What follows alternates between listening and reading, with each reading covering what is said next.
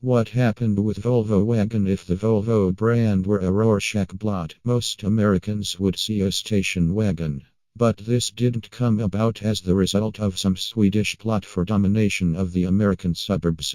It was an accident. In the mid-1950s, around the time that Volvo first considered exporting cars to the United States, the brand was unsuccessfully experimenting with selling chassis to independent coach builders, but in so doing had built up a surplus of unsold chassis. So says Volvo historian Perky F. Arberg. The management said, "Let's start to do our own wagon aimed at Sweden's small business owners who needed a practical car and a family car but who couldn't afford both." The wagon was a way to grow the lineup and use the extra platforms.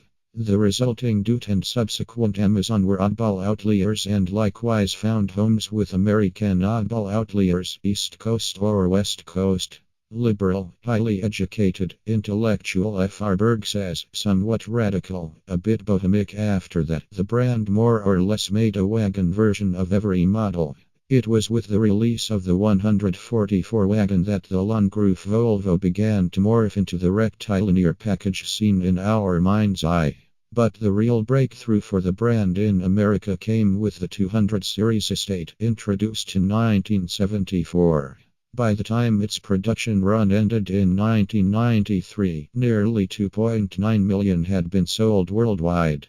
Based on Volvo's experimental safety car shown at the 1972 Geneva Motor Show, the 200 series cemented the brand's reputation for safety. The U.S. government purchased some 24 sedans and wagons for testing in 1976 and canonized them as the benchmark all other manufacturers had to meet for crashworthiness, and when that became known, F. Arberg says, Volvo of course used that. There was a famous ad of a Volvo in front of the Capitol saying, "It shouldn't take an act of Congress to make cars safe."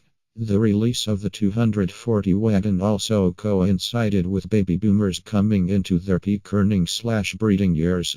Before Jeep Grand Cherokees, sub-coupes or even minivans, a wagon was the original active lifestyle vehicle.